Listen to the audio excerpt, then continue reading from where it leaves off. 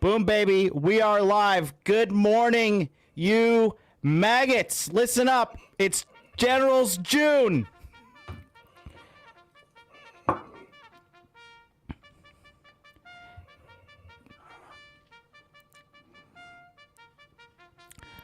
All right. Welcome to Generals June, where I will be live streaming every single day in the month of June, featuring the generals from the Hot Dude Army. And all of these men are certified, bona fide, red pill thought leaders within our community.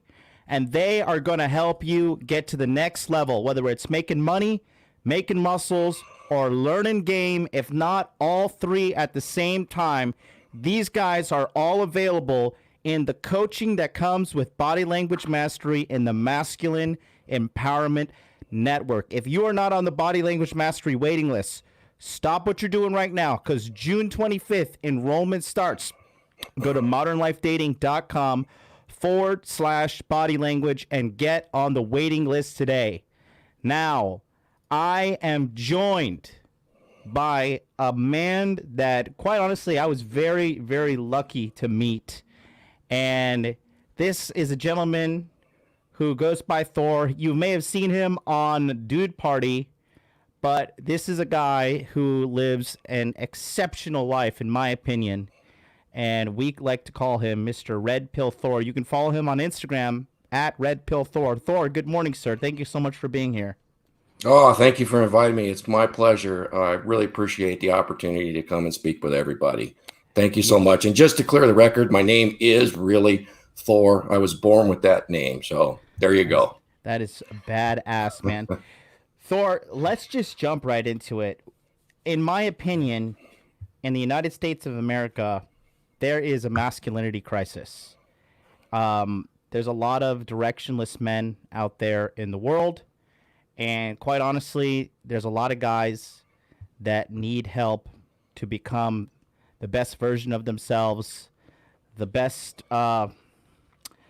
possibility. And a lot of guys are choosing the route of mediocrity.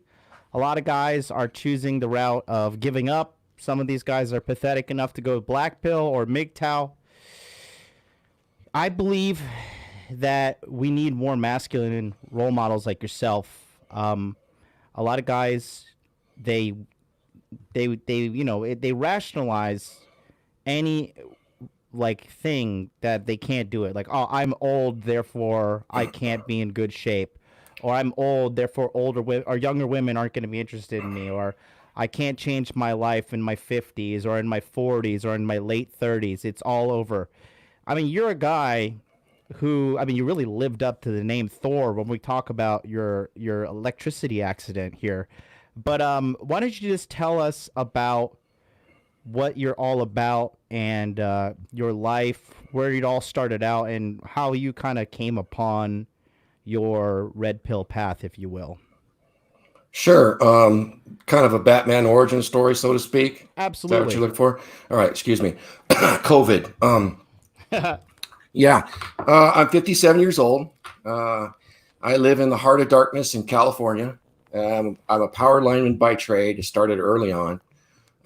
Just to clear the air with everybody, I was blue pill conditioned just like everybody else, except I was fortunate enough to have a father who truly stood up to the name Odin. His name was not Odin, but it was good. So I had a good male role model, and it did make a difference. It initiated discipline in me, and it kind of gave me a good dose of reality of what a man should be. And I started out early on in an apprenticeship, became a power lineman. If you don't know what power lineman is, maybe later we can explain what that is. I was married at 22. I had 2 small boys. That woman abandoned me after 4 years. So it was like a 2-year-old and 3-year-old. And then I spent some time single.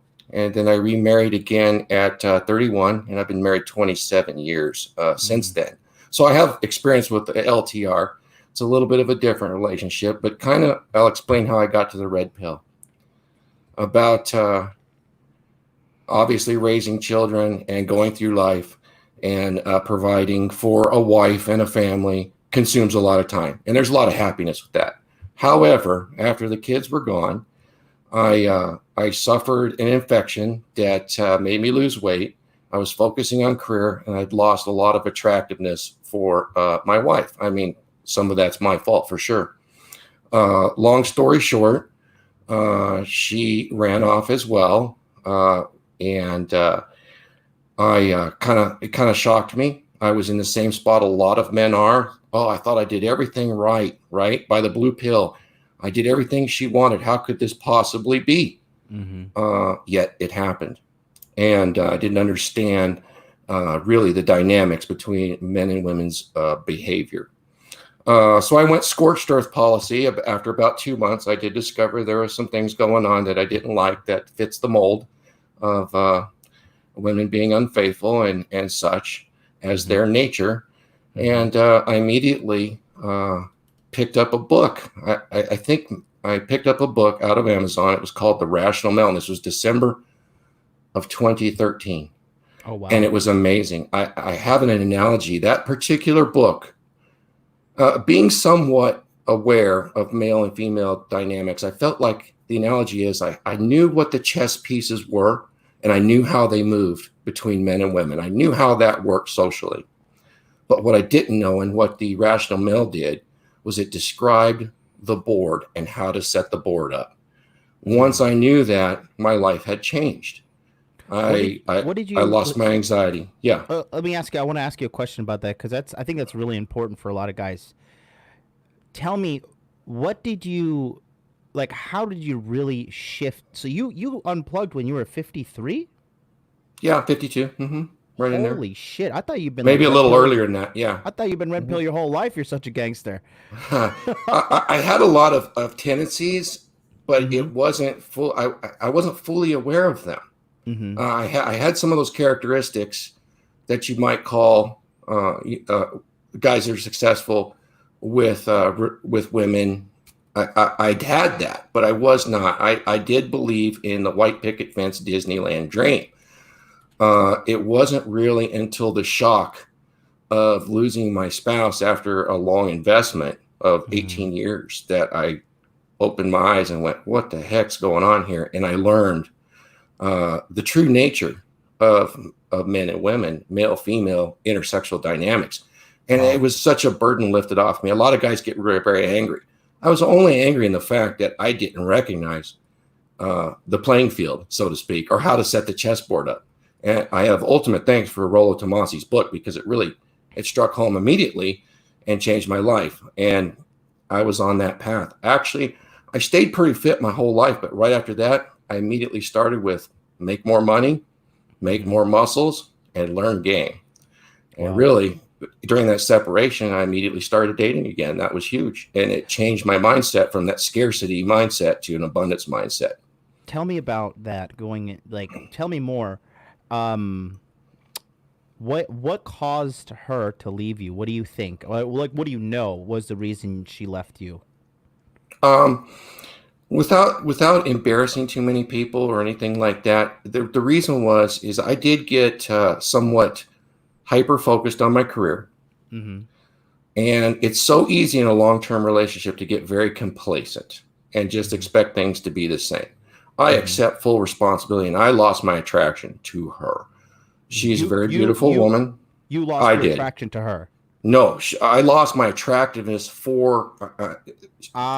She lost my attractiveness, so to speak, because I lost 30 pounds. I had an infection. She took good care of me, but this thing went on for 18 months. I had a reaction to the antibiotics that caused gut flora to die, and it caused some ulcers in my gut. And believe it or not, I weighed 165 pounds. I lost all the color in my hair.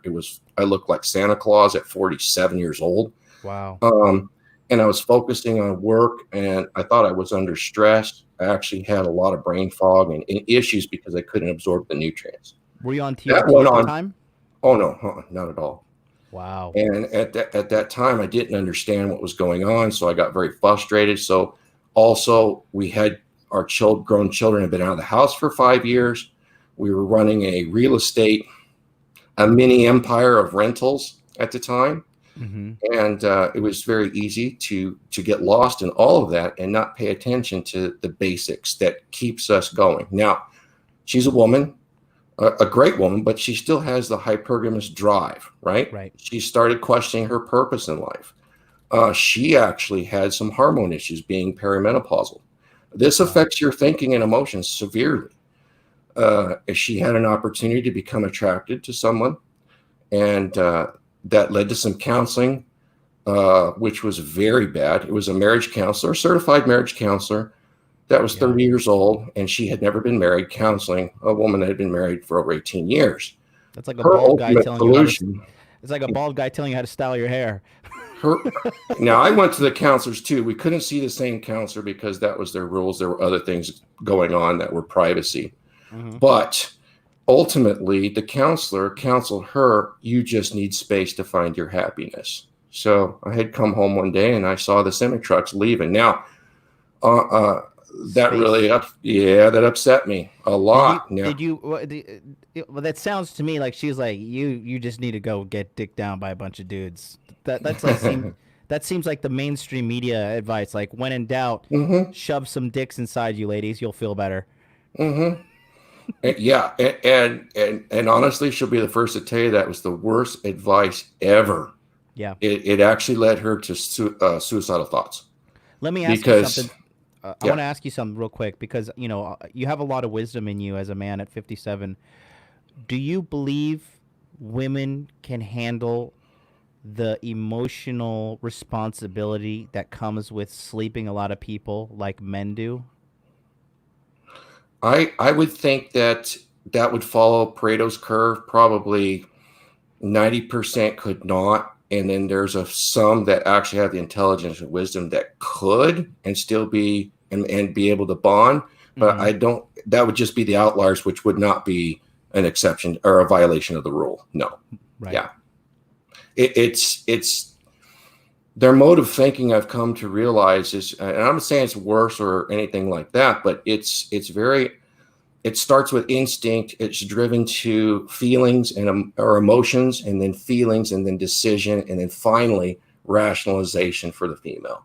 So it's a different way of making decisions, and they're driven by the emotions. And sex for them releases a lot of oxytocin and bonding, and it's supposed to, because the ultimate outcome is the second reason we're here. Besides survival, there's procreation, and to do that successfully, it is to bond and be protected so you can raise your offspring. Right. So it's definitely a factor, a huge factor. So you went to the marriage counseling. Your wife moved out. Yes. Then what happened? You lived happily ever after? Not at first. No. I felt like my entire the efforts I'd made over the years felt wasted and thrown away. I mean, honestly, we had we had a side business that was very successful online. I had my career.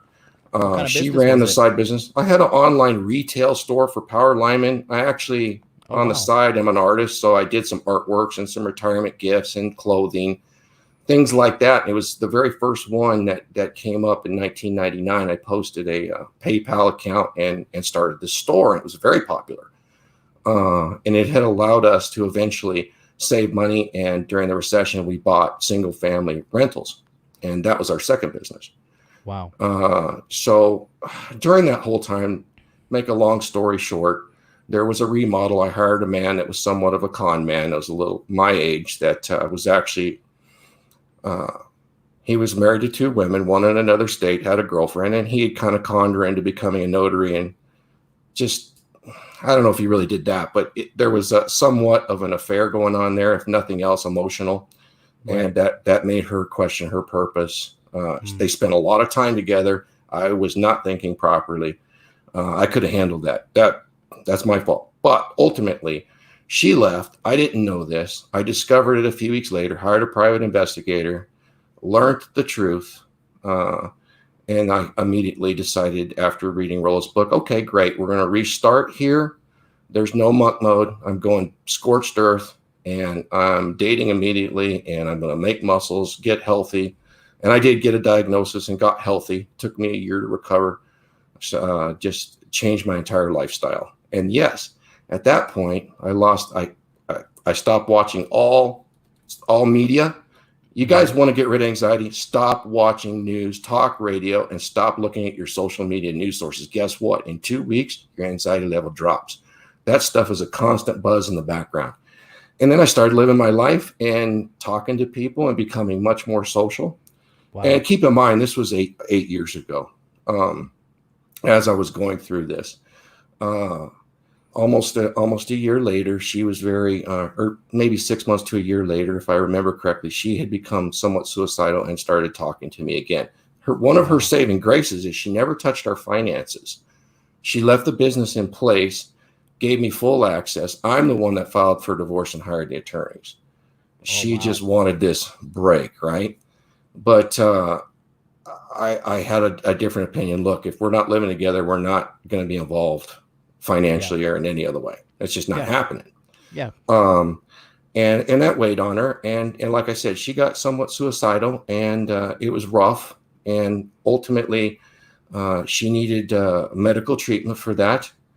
And we got close to the divorce being final. I didn't want her to lose her medical. Our adult daughter had talked to me about, hey, take another look. Maybe you can help her. She's really in a bad spot. And I did. Now, this is not an instant thing. It took time, right? And over that course of time, she asked to date me again. So I am dating, and now I'm dating my wife, right? Mm-hmm. And it made a difference. She competed fairly and squarely, and ultimately I invited her back, and she was thrilled. She got medical help.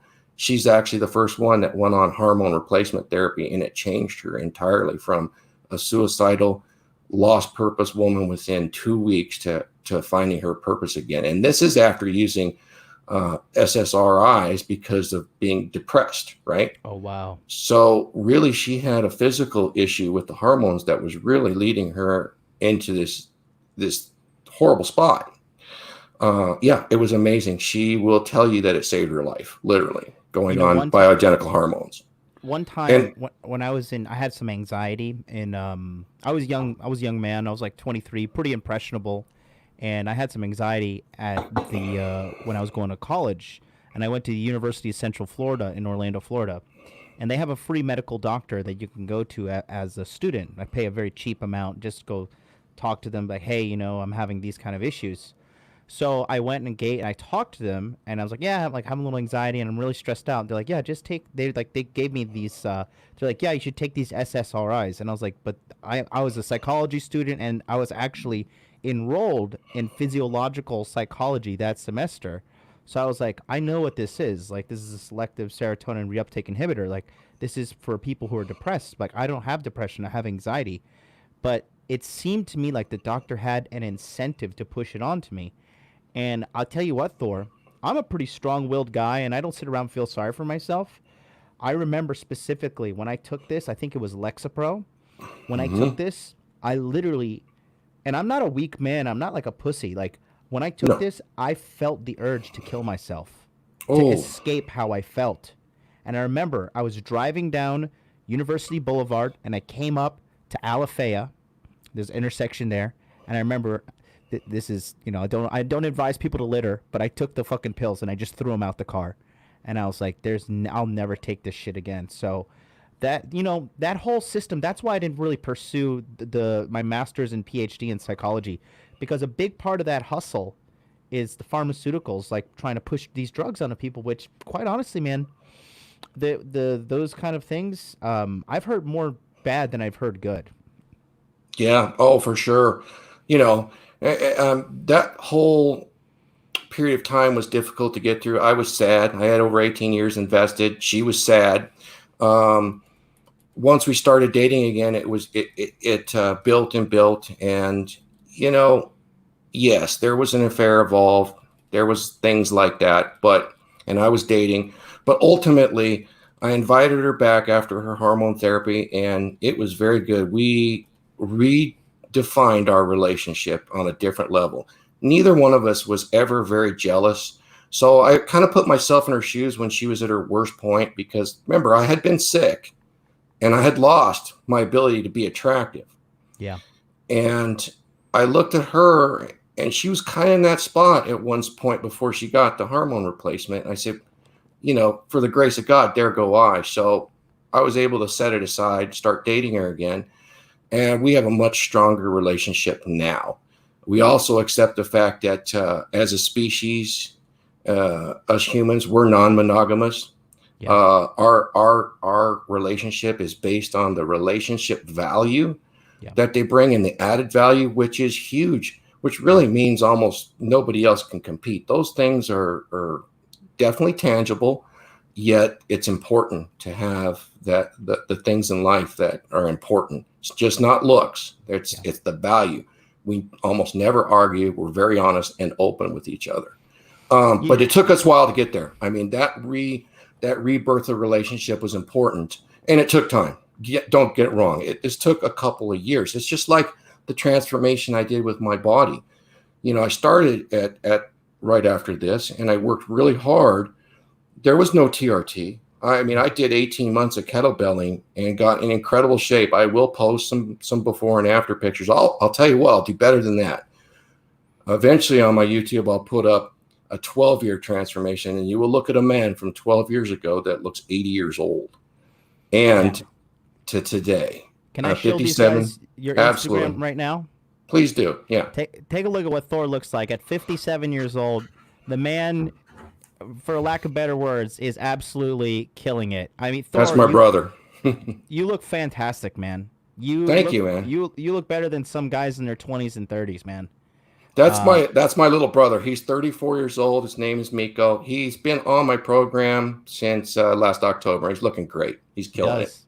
You're a handsome devil, man. Look at you, killing it, killing it. Look at this. This is Chadosaurus Rex. I gotta give you the obligatory sound for Chadosaurus.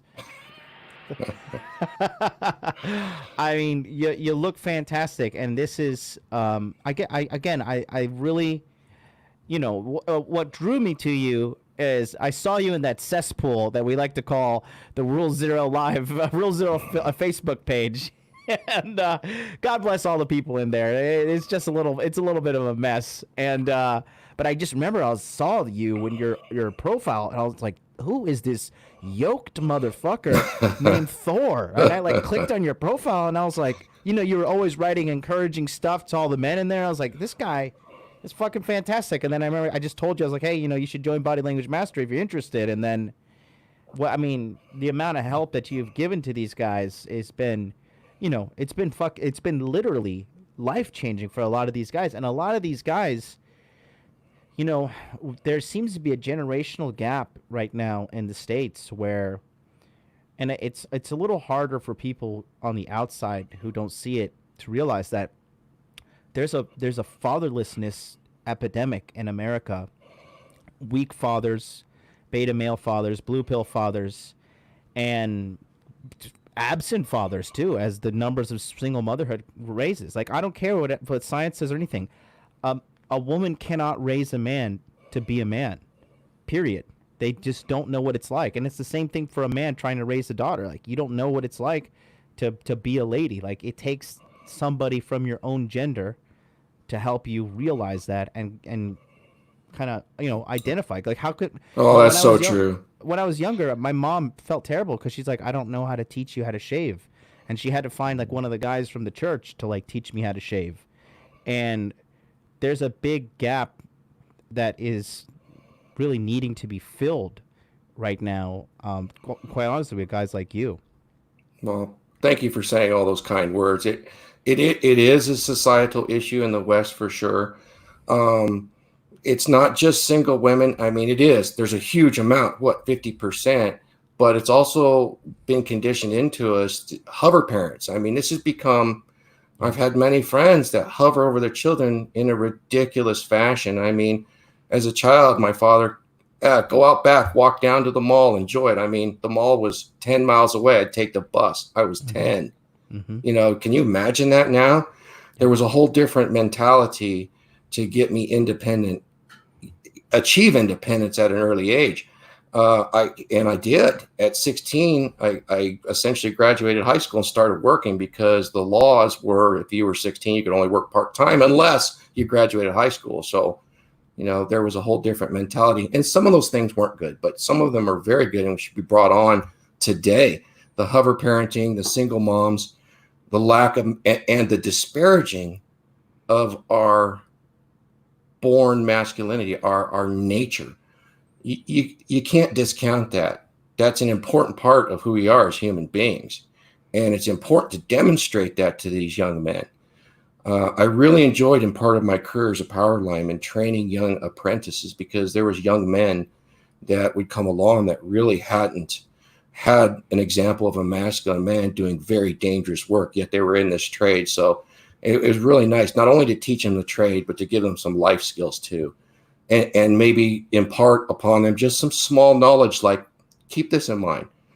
Small actions over time create massive results. And we're talking years. That's why it takes years to become an apprentice. We would tell these apprentices that. And it's just like that when you're building your physique. Small actions over time create massive results. I didn't get here overnight. It's not because of TRT. It took 5 years just to get to here. Yeah. So yeah, those are some of the things I like to impart to the young men today. A lot of people think that like, oh, he just looks good because he takes steroids, or like he just takes TRT, and then he's like fucking looks like Hulk Hogan in his prime. Like, it doesn't work like that. No, nothing does. Really, remember this. Nothing, gentlemen, works unless you do the work. Mm-hmm. You have to do the work. It's important to keep that principle in mind, especially if you're working out or even if you're dieting, right? It's a principle you would use in your finances, right? Small compounding interest over time is going to make you financially secure in the future. Don't get in debt. These small actions are important to remember. And one of the things that I took away from becoming red pilled, which I always had a little bit of, and that was being positive. I don't like being negative at all. So I'm somewhat of an optimist. And that is that in Rollo's book, he talks about becoming your own mental point of origin. This is super important. You can take care of nobody else unless you can take care of yourself first. Society will not teach you this. Culture in the West will not teach you this. And it is the principle you need to make your life better. And actually, by making your life better, you make all of those around you better. Yeah, absolutely. I mean, that's just priceless advice, really, and it's just, I don't want to like turn this into a complaint stream, but I just, as a guy who literally clawed his way out of the lower class, there's a lot of things to overcome. There's a lot of obstacles. You have mainstream media constantly demonizing masculinity just on a regular basis, and people think it's normal. You have terms like toxic masculinity, which are now understood on a mainstream basis. There's nothing toxic about masculinity. Everything great around us was cultivated from masculinity. And if you have a doubt or a gripe with that, you need to pick up a history book and educate yourself. Like, at the end of the day, I mean, I always say this: it was men that created and defeated the Nazis. Like, everything great in this world and everything terrifying in this world, it came from men. And yeah, men are not perfect, but neither are women, as the mainstream media is trying to, prop them up as like some, just some like untouchable perfect entity. And the demonization of masculinity in America is really troubling. How, like, obviously you're 57. So you were born in the 1960s or late 1940s? 1963. 1963. So 1960s, grew up in the 70s and 80s. I mean, I imagine back in your time, it was like more just common masculinity was everywhere. Like, like Well, I always use this as an example. Like, if Bob and Steve didn't agree with each other at the construction site around the water cooler, maybe they'd just go outside and beat each other's ass and have a beer after and go build a house and be like, yeah, that was it. Like, we're good to go. But now it's like everybody wants to sit around and cry, and demand a safe space and want government bailouts and everything. It's how have you seen the world change as you've seen every generation after generation? Well, it's a lot of it. A lot of what we're living with now is based on feelings, and it's been broadcast in our culture. Take this for example. When I was a young man, I was coming up. I was taught by my father, if there's a bully and he's bullying you, you punch him right in the nose, Yeah. and you just go at it right now, and you'll stop it, and you'll stop the others. That it would be extremely frowned upon today. Yet Yep. what he taught me was extremely effective and used to be effective, and that bully became my best friend. So Yep. it was a different way of becoming a man. You had to earn your place as a man then, either through your job or through rites of passage. And what those rites of passage did, at least for men today, and some of them can still do it even later in life, you can do this, is it gives you an idea of what's actually possible for you. You push Right. yourself either physically or mentally beyond the envelope that you think you can, or where you Yep. think you might die. And guess what? You don't. And it's just like exercise. You become stronger because of it. And it actually, in a lot of ways, it humbles you too. So um, it gives you perspective on life. And men really need this. They have a lot of energy, and that's what's driven our civilization. I almost, in some ways, can't blame women, because when they're single, they're loving, they're nurturing, they don't know any better. It sounds good on paper, but the application isn't what a man needs. A boy needs to become a man. Yeah. Look, the ladies don't even know what they want. I mean, Yeah. ultimately, they want a good man, but they really want the bad boy. That's what Yep. their instincts are driving at, right? Yep. Because the bad boy is like, and that's the bad boy deemed by society. Like the fact that you were in high school and they're like, you can only get a full time job if you graduate high school. So you dropped out at 16. You said, fuck it. Mm-hmm. I'll get my GED. Fuck this society stigma telling me I need to sit here and waste my time. If I could pass this stupid test and go make money, let's Correct. do that shit. So, I mean, I'm a big fan of guys like you. Just guys, when I was talking to John McAfee last week and Zuby and Sterling Cooper and all these people, I really like guys who just the world tells them to do something some way and they say just fuck you, no, I'm going to do it my way. And it takes a lot of balls to do that. My life is kind of similar where everybody's like, I followed society's trap. They Well, said go, they said you, go to college, get a 9 to 5 at a nice big company. I used to work for Aon Hewitt. It's a multi-billion-dollar company. And I remember the day they gave me a 90, I think it was a 97% performance review. I had mastered this job within 3-4 months. And they were like, we've never seen somebody perform like you. You're doing a great job. We really think a great future of you. And I felt trapped and terrified when I got this paper. And I'll tell you what I did. I grabbed my jug of protein, I grabbed my protein shaker and my keys, and I fucking left in the middle of the day. I was like, and they were calling me like, please come back. Like, we need you. We want you to do this job. And I was just like, no, I'm done. And then 9 months later, I was in Japan. oh, that's a great story. Guys, fear is an amazing emotion. It affects all of us, and it keeps us bound down in a lot of ways. Uh, Caution's different than fear. Caution keeps you alive, right? Mm-hmm. But it bleeds over into fear. It will paralyze you. Fight, flight, freeze, right? And fear is an amazing thing. Governments, media use it to hold you down. Realize this, though. Realize that every person that's born has a death warrant on them. Nobody gets out of this alive. What's the worst that can happen to you when you quit that job and went to Japan? You're still here. You're still breathing. Good. You learn from it. Good that you had that crappy job that put you down in that spot, because look what you did. Yeah. There's always a silver lining. Look for it. Don't be afraid. I remember going to this one leadership course, and it was kind of crappy, but they said one thing about fear. They said, fear. The guy stood up and he said, fear stands for face everything and rise. And I agreed with that, so silly Love little it. thing, but it worked for me. I want to talk about. I mean, you came through a lot of challenging things in life, And I see you drinking that sugar-free Red Bull. I love those things. You got to have at least one vice, No, right? I, I I eat love so them. clean otherwise. Well, not Thor, you cheat, but Thor, you could fucking have a million vices. I don't care. You're killing it. You know, I got to say that you've gone through a lot of stuff that would derail the average man. I want to talk about. I mean, you really live up to your name when you tell me about how you had what was it? How many volts ran through your body and almost killed uh, you? 1991. If you look at the hands, you can see it's all grafted skin.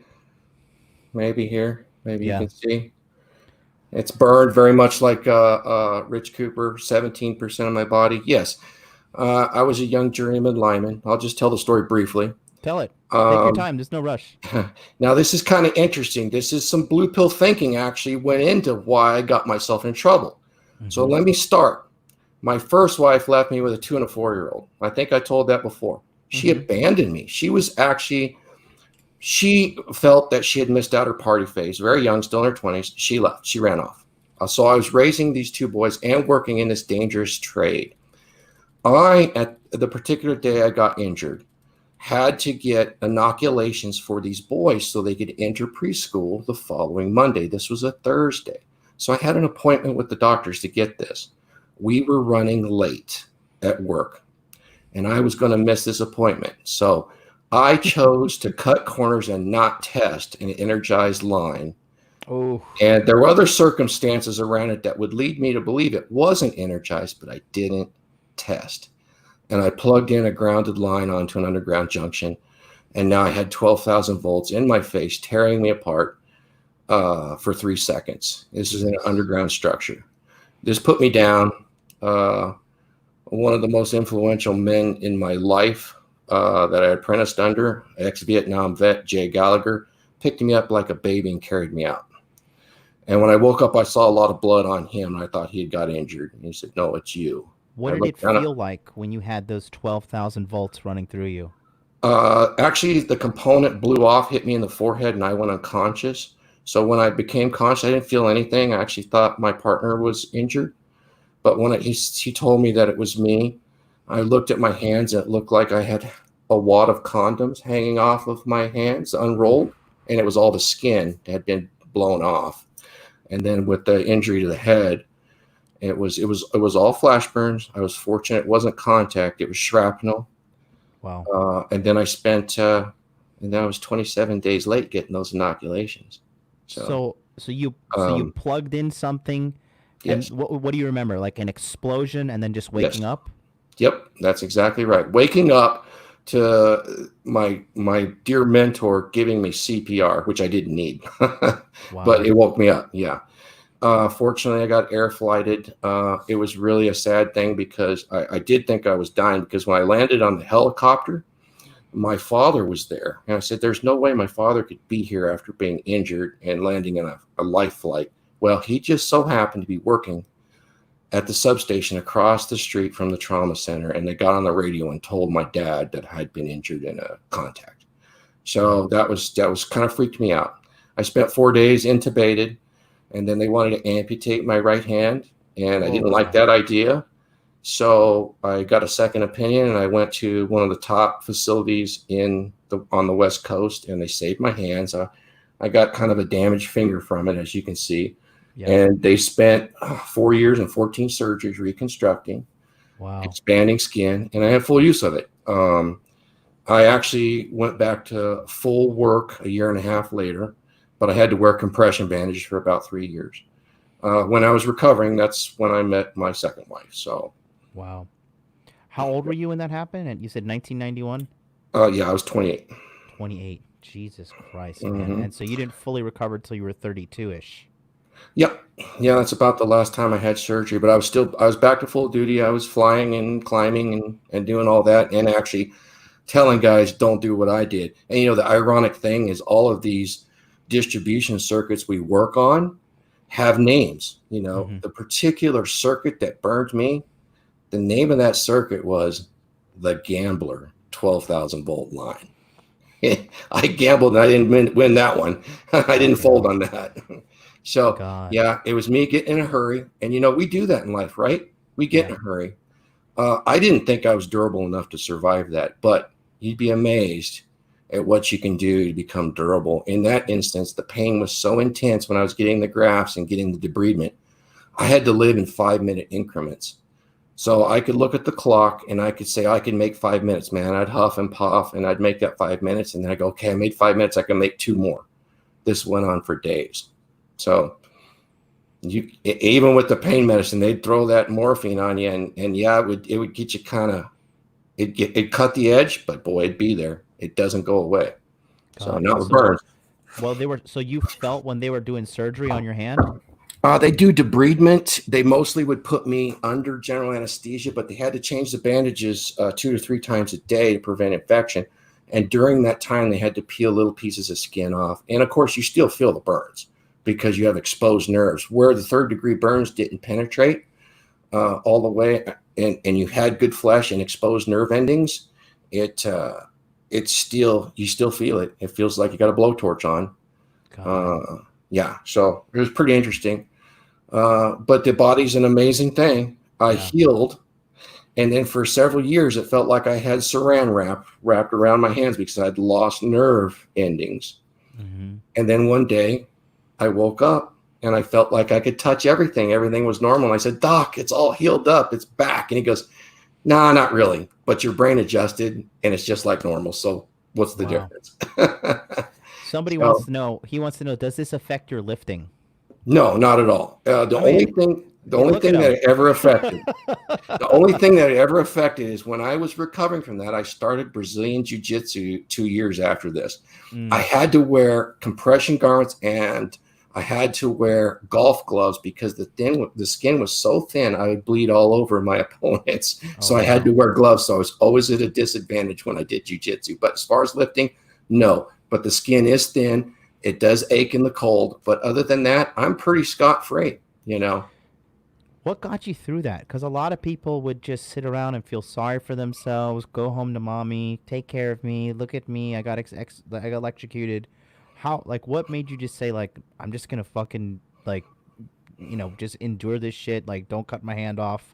What made that? Because that takes incredible resolve. I don't know if you realize that, but a lot of people in the chat right now, we got over 190 people watching. These people are thinking like, good Lord, this man's a badass. I don't know if you're reading these comments I'm putting on the screen, but these people are worshiping you in true demigod fashion. I appreciate that. It didn't feel like it at the time, but there are techniques you can use to become durable. And some of it was just, you know, I did look up to my father, and then the man that pulled me out of the structure I got injured in. Like I said, he was in 1969, he was in Vietnam killing people and staying alive. The guy is a true alpha stud, and he's very quiet. You'd never know, but when you walk in the room, you know he's a killer. That guy survived that stuff. Come on, man. I was just a little civilian lineman. I could survive it, you know. Why wouldn't I? I mean, we're only here one time in this earth suit.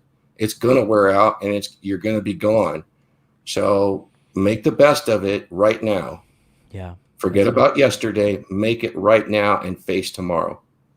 That's the only way I can say. Chess wants to know, I heard that you have to eat like a fiend when recovering from burns. Is this true? So true. Yes. I was, oh my God. I think they had me before I left the hospital on 10,000 calories a day. Also, they also had the tube down my nose and are force feeding me Ensure. That's absolutely right. The metabolism, I'm always cold. You're shaking. And yeah, the metabolism's insane when you're healing. And they use medications to help you heal too. So they do all that. But yeah, the calorie requirements to recover from burns is insane. Whoa, wait, so 10,000 calories a day for how long? While I was in the hospital, and it tailed off as I was healing. By the time I left the hospital, I was probably down to 3,000 calories a day. Yeah. What were they feeding you? Like, were they bringing in pizzas and donuts? I had a drip through my nose directly into my stomach that was always full of Ensure. And then I would eat, and they would say, you have to eat, you have to eat. And here's the thing. I was hungry like you would not believe. Really? Yeah, your body says. And so when the tube came out, yeah, they'd bring me double meals. So, wow. Going back to just I mean, let's lighten it up a little bit. What do you like to eat on your daily basis now? What do you like to do for fun? What are some of your hobbies, and what do you like as just another, as an average guy? Yeah, I can get there. Just one more thing. You said what also got me through that? Yes. Well, I love the ladies and I love sex, man. I wasn't going to let that shit go. I was going to get healthy and get back out there and start knocking that shit out. Sex Let's is be honest. Yeah, sex is a motivator. Sex is I quite mean, the motivator. we want to know a funny story? As I was healing, there was a nurse there. I ended up dating her, but My there was a man. nurse there. Every time she would tease me because every time I'd come out of surgery, which was twice a week, and I was in there 27 days, towards the end, I would come out of the surgery and I'd have a temp hole in the recovery room. So I felt so embarrassed, but kind of opened the door. So You had you have a temp hole? What is yeah, there was this, the temp penis hole? was Oh, you had extremely hard. I had a boner. huge erection when I'd come out of recovery from the general anesthesia. Not by choice, it would just happen from the medication, right? Right. And so the nurse was kind of teasing me and stuff later, and I ended up dating her a few times. You banged a nurse that was taking care of you? Eventually, yeah. You dog, I love it. She's a sweetie. Yeah, she actually ended up years later coming to my utility and talking about the burn ward. She was very good with all the patients. Yeah, she was a good person. Wow. I love it. What Anyway, what do I do now? No, what do you like? What do you like to eat? What's your thing now? What do you like to eat? What are your hobbies? Give me a little bit about you. I'm a huge beef eater. I'm burnt out on fish because I raised fish in my garden for years. Mm-hmm. I had an aquaponic system as a hobby for years, and I ate so much tilapia, I am sick of it. Oh, wow. Yeah, I probably pulled 100 fish a year out of that 400-gallon tank. Wow. That's healthy, though, tilapia. It is, and I use that and do food prep. That's one of the added values that the wife brings is she does complete food prep for me. Mm-hmm. And her girlfriends have ragged her about that. Why do you do that? You make us feel like we have to. And she just looks at him and says, well, I like a buffed out Thor. So she's going to make the meals. I'm going to eat them. And it'll be chicken, broccoli. She'll make casseroles with ham in it. She'll make beef dishes. And I eat everything good. Lots of asparagus, things like that. She makes me the killer bacon and egg burritos in the morning. Wraps them in foil, so I take them with me to work. So I always have enough food, Yum. 4 or 5 eggs in there. So it's like you have a junk food that you enjoy? COVID. I do. I like to have a scoop of, sometimes 3 of vanilla ice cream in the evening every other day. Yum. At least while I'm putting on weight. Right now, about 208 pounds. And when I start leaning down below 10%, I'll stop that. But ice cream pretty much is it. I don't have much of a sweet tooth beyond that. Mm-hmm. Although there's certain things I really like. I love baklava. And of course, that's honey and nuts, right? Yum. Yeah. So that's pretty darn good. And there's a few things out there. Old-fashioned fried pies from the Midwest. Yeah, that's pretty good. You like pizza at all or no? I like pizza, but I eat it differently. I eat it and the crust is made out of chicken. If you haven't had a chicken crust pizza, look up on Google, especially if you're trying to stay healthy and not eat too many carbs, what a chicken crust pizza is. Mm-hmm. And what it is it's ground chicken with some Italian herbs and some cheese, and you roll it out into your basic pizza dough and you bake it. It's chicken. And then you put your toppings on it. And then when you're done, you essentially have a delicious pizza that's very filling, and the crust is entirely chicken. So fantastic. That's how I eat pizza. But yeah, pizza's pretty darn good, especially there's this place out here called BJ's, and maybe once every 6 months we'll go out and just have that big old sourdough crust and cheese. Oof. Although I feel pretty sick afterwards because all the insulin hits you. Yeah, you gotta pace yourself. Spencer says, "Can we call in? Maybe ask him some questions. Just type it in the chat, and I'm sure Thor will be more than happy to answer them." Arjun wants to know any heartbeat irregularities after the voltage shock. No, I was not actually in contact. They thought I had contact for a week, but it ended up just being flash burns. So I did not have any of that. Okay.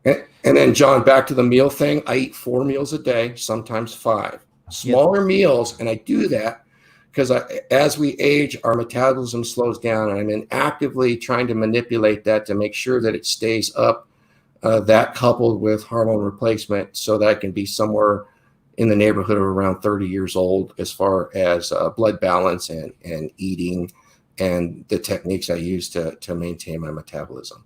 That's awesome. Can't do nothing about these wrinkles though, but on the body side, it works pretty good. You look great. Don't worry about that.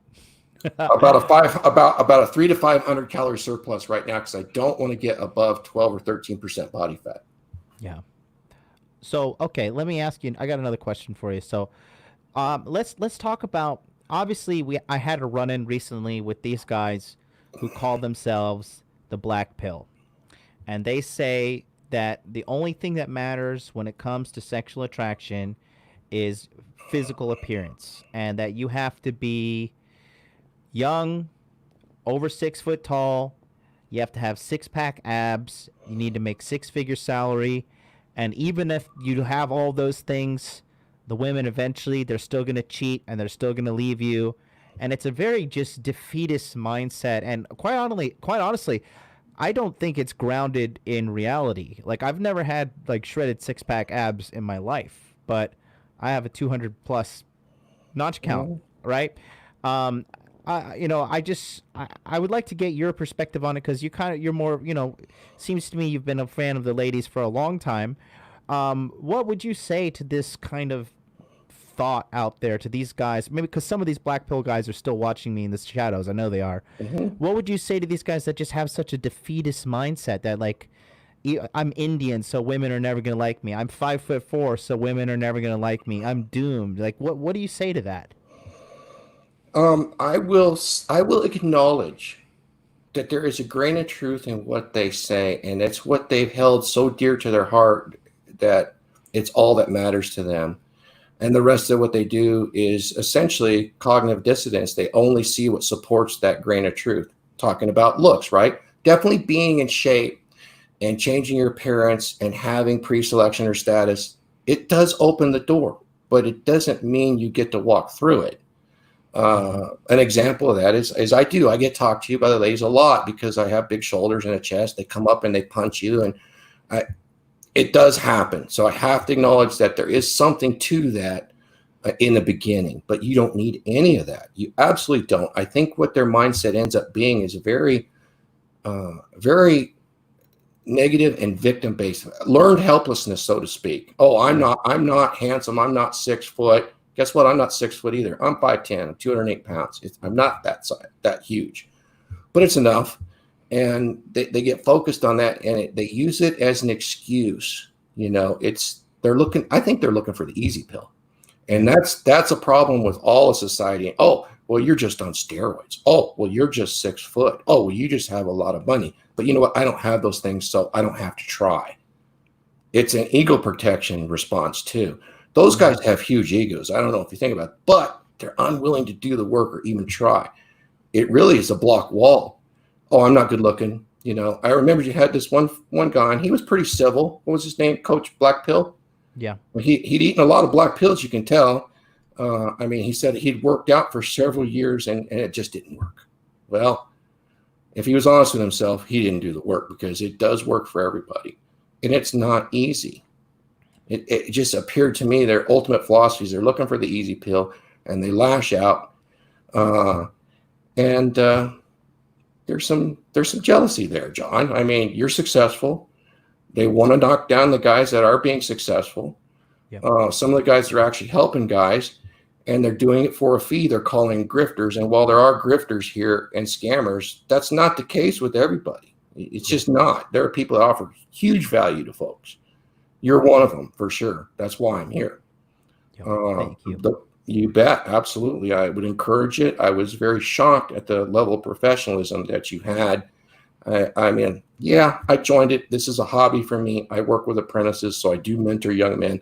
I have coached a few men successfully, and then I watched you guys doing it, so I was interested. And when I saw what you had to offer beyond the body language, which I think is super important because there are things that I knew, but a lot of these young guys have no clue how to interact with the females because they are raised with the single moms, and they're actually taught opposite of what they need to know to be attractive to young women.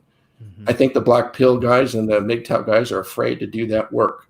They're very afraid of rejection, very afraid. That's where fear has paralyzed them, and they're justifying it to protect their ego. That's my take on it. I think it's a good take. Mr. Castro in the audience had a question for you earlier. He said that after I read the book, I knew how to set up the board in regards to the chessboard.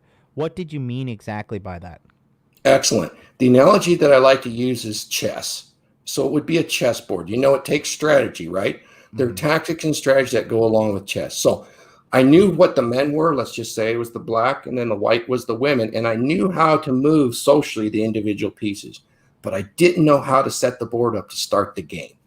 I hope that helps make sense. So it would be referring to a chessboard is what I learned from Rollo's book. It's like, this is how the game is set up. This is how you start.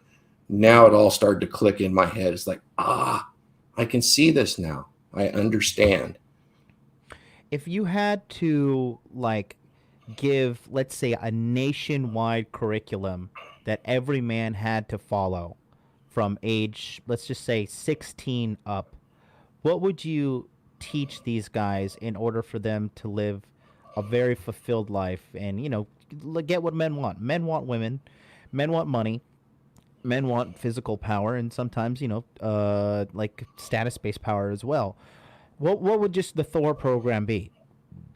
Two things. It would actually consist of two things.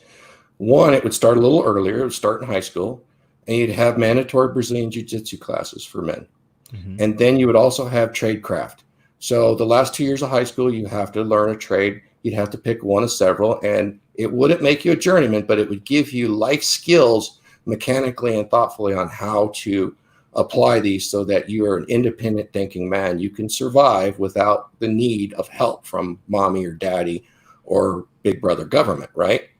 And the reason I picked Brazilian Jiu-Jitsu is because it's kind of like learning a language, but it pushes you in a direction where it opens your eyes on what men are capable of. Men are capable of violence, and yet if you've never experienced somewhat controlled violence, you'll never know how to behave correctly in a social environment.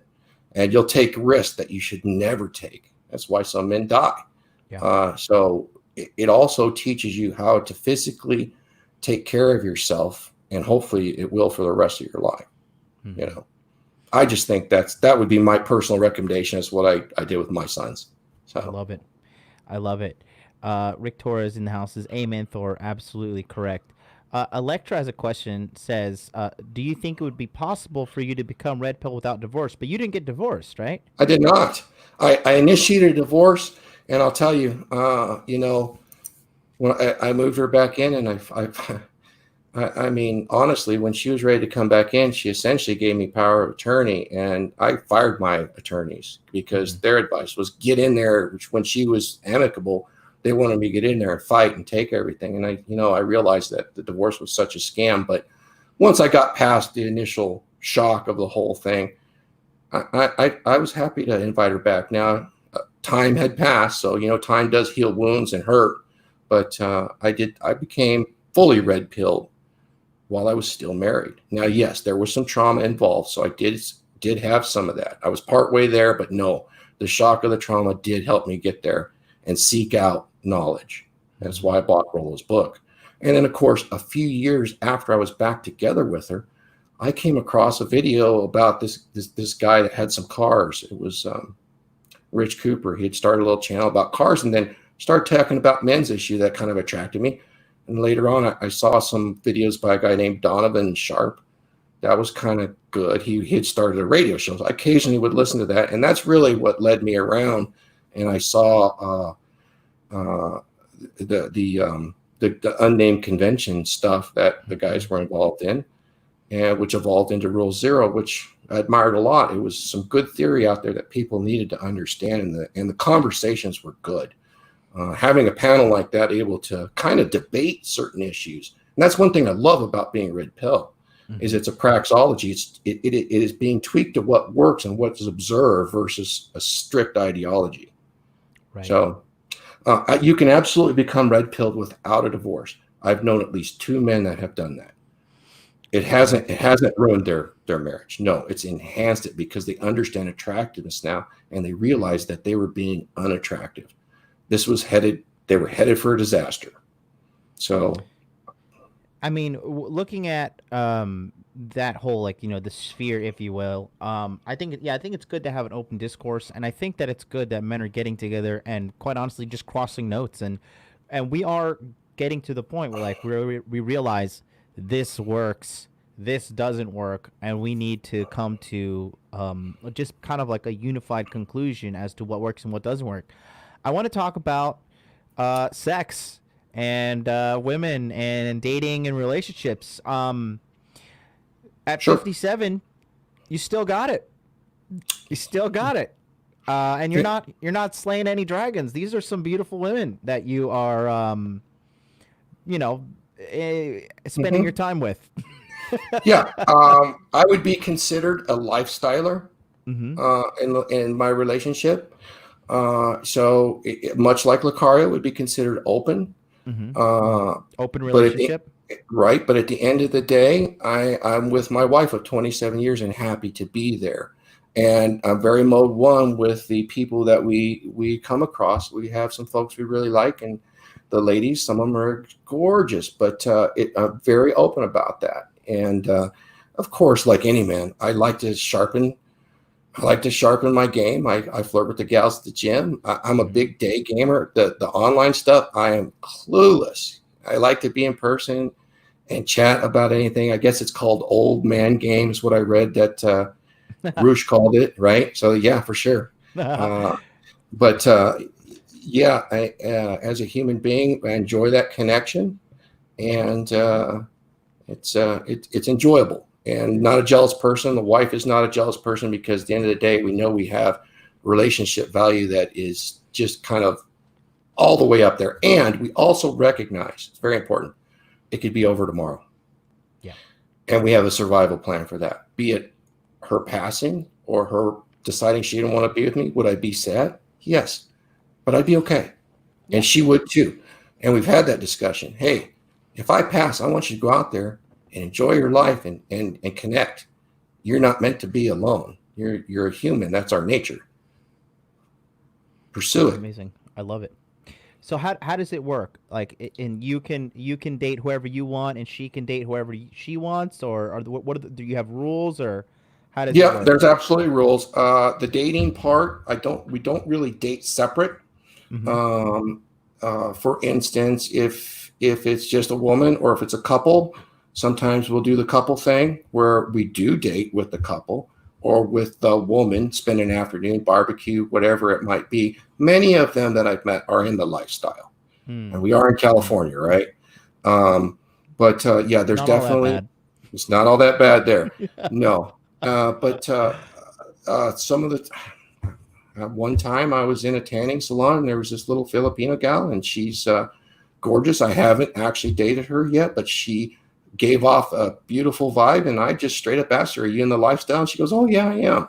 So at some point in the future, the wife and I are going to connect with her and or whatever boyfriend she has and see if we get along. It's Mm-hmm. not a for sure thing, but socially, and it's not that often. I'm not Mm-hmm. slaying all the time, maybe Mm-hmm. once every 4 months or something like that. Mm-hmm. And it doesn't always happen. It's very easygoing, shall we speak. Yeah. We have some girlfriends that and guy friends that might want it to be more, but the rules are very open and it's very mode one. Look, I'm with her at the end of the night every night. There's reasons for that.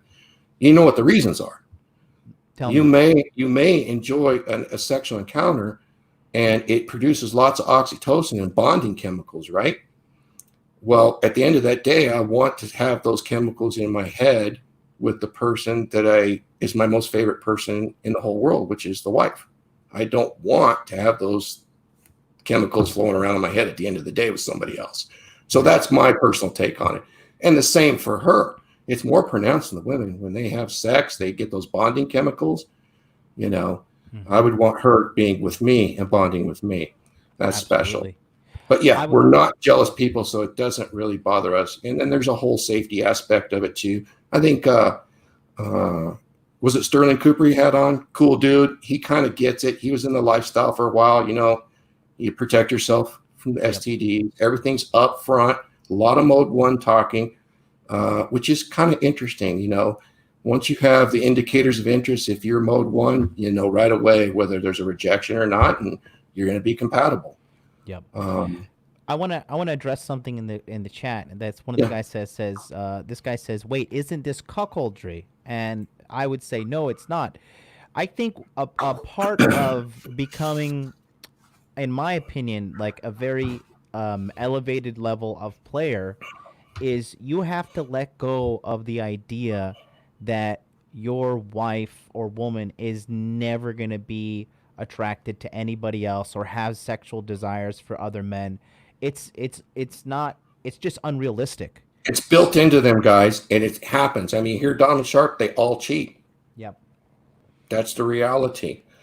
They do. Um, mhm. Or they, at least they have the desire to. And the At thing is least, and the this, capability, right? definitely the capability. It is so easy for a woman to cheat. She just has to show up and be like, "Hey, hi," and flirt a little bit, and then, if the guy has balls, he'll make the move. So let me address cuckoldry real quick here. Okay, When go I for it. met her, I had a 3 and a 5-year-old son, raising him myself. She had a 2-year-old and a 4-year-old daughter, and a boy. And I married her, and I took those children on, and they took my last name. Good. I adopted them. So yeah, I took them on. A different time, it wasn't looked at it like that. But I'll tell you this: as a single guy raising kids without any interaction and female support, I knew they needed it. And part of me picking a good woman that could fit that was one that demonstrated good motherly abilities that would balance well with my masculinity. I think, And I was happy to do that. I think what he meant was like cuckoldry, as in you enjoy watching other men fuck your wife. I think that's the terminology he's using in this sense, but I don't think it's like that whatsoever, No, because not so much. you're hooking up with other women too. I mean, I'm not going to go into any details, but I've seen Right. some pretty hard Yeah. evidence. I've seen some Yeah, pretty yeah, hard yeah. evidence of your Yeah. lifestyle. and It is definitely game on a different level, and yeah. it's and honestly, I have a very deep connection with my wife. But like I said, it could be over tomorrow. That's not what I want. I don't expect it. Would I be Yeah. sad? Yes, but I would move on. Yeah. And absolutely, And I think that makes you more attractive when the woman knows you can walk away. it absolutely does. And when I've been in an environment where women are extremely attracted sexually and broadcasting it, and it actually moves your woman in. If she's not a jealous type, it gets her ramped up like you wouldn't believe. I mean, yeah. It really turns them on. They compete essentially, and as long as they're not afraid of competing and they're confident in their value, they get really excited by the possibility. It doesn't even have to happen, just the possibility, and that's where most people play. And like I said, it's not that often because we're very content being together, but just the possibility of it is it keeps that attraction level very high. Yeah, and I want to say thank you to Spud Athletics. He says, with the €10 super chat, says, "Great interview today. As always, quality content. 21-year-old and continue to learn from MLD every day." Thank you so much, sir. That's very much appreciated. 21. I know €10 can be a lot, so thank you so much. Yeah, I struggled with this when I was 27 years old. The idea of like just endlessly trying to control a woman I was dating and be like, "Don't you ever fucking cheat on me. Don't you ever desire another man." And it was like, I advise every guy to check her phone, check her email, check her social media, do all that stuff, because what it's going to end up doing to you is A, you're going to understand female nature, and B, you're going to get fucking exhausted of being fucking police officer over this woman, and you're going to grow old of it and just kind of accept female nature. It's a part of your development, but sitting around and trying to just police her vagina, look, my girl's not with me right now. I just assume she's in a gangbang. And I always do it. If I go to the bathroom and I'm away from her and I'm taking a dump and she's in the other room, I'm like, she's getting gangbanged right now.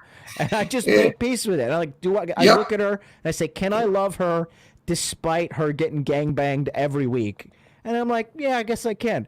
And honestly, I mean, It's really that added value. She's your favorite person. I mean, You want to spend time with her, but don't lose sight of the fact that she's a human being with desires, weaknesses, and strengths, just like you in many respects, even though she's a female and operates it differently and decides differently about it. It's still there. We're flawed creatures, but it's also the beauty of us too. Yeah, absolutely. Well, what would you like to say in closing to guys that, maybe on the fence about joining Body Language Mastery, or even guys that, if this was your message, your piece de resistance to every man in the world would hear, what would you tell these guys in closing? Guys, I'm going to tell you the secret to living the dream. I live the dream every day. Here's the secret. Nightmares are dreams too, so you're always living the dream, guys. No one gets out of here alive. Make the best of it and enjoy your life. Be the best you can be. Awesome. That's going to do it for us today, guys. So listen, if you're interested in what we got going on here, go down to modernlifedating.com/body language. Scroll down. Click on this link right here that says sign up to get on the waiting list. Click on that, and it's going to redirect you to this page. And then click on this little box right here and put your best email address in this box, and then hit the subscribe button, and you'll be on the waiting list for Body Language Mastery, which enrollment launches on June 25th. Now, what you get is you get access to the masculine empowerment webinars on top of you get the entire Body Language Mastery 1.0, the entire Body Language Mastery 2.0. This is 2 hours of video footage of 2 Japanese models giving you positive sexual indicators with her body language and negative indicators of her body language. You'll also get access to the masculine empowerment webinars. Starting July 1st, we go every single day, Monday to Friday, for 3 weeks, where we talk directly after the show for 2 hours, about 10:30 a.m. Eastern to 12:30 p.m., and then right back to it at night from 9 p.m. Eastern to 11 p.m. Eastern Standard Time, where we have a live Zoom call. We have all the generals from the Hot Dude Army. Thor will be in there, and we talk about all of your problems that you're suffering with as a man, whether you're unhappy, whether you need guidance with money, muscles, and game. We're going to help you out if you come with a positive attitude, ready to learn, not going to argue with us. You have to come in there with humility and ready to work, and we will help you. We will all help you. But it all starts with you making the mental choice to work. In addition to that, you get access to the men's only Facebook group, which allows you to join the community. And it's a very highly policed group. I make sure there's no bullshit posted in there, no garbage, that we stay accountable as men. And also, to top it off, you get access to the rest of the webinars that are going to happen in Q3 and Q4 this year. And you get access to the previous webinars, which is like 90 hours of red pill footage content done in a live coaching context. This is only $697. In Q3, it's $797. In Q4, it's $897. So get on the waiting list. June 25th. We're going to take care of you. And thank you so much for the last minute super chat. Joel Krauser said this is going to pair great with pandemic pickup. 3 dates in 2 weeks. I don't have time for more, or I else go on more. Got laid after dry spell. Thank you so much. When do Q2 webinars start? July 1st. Until then, boys, we will see you tomorrow, where we are joined by Mr. Myron Gaines himself, who is also a general in the Hot Dude Army. We're having Generals June every single day on this channel. We're going to be featuring a general from the Hot Dude Army. You're not going to want to miss it. Check us out. Until then, we'll see you next time. Peace out. Thank you.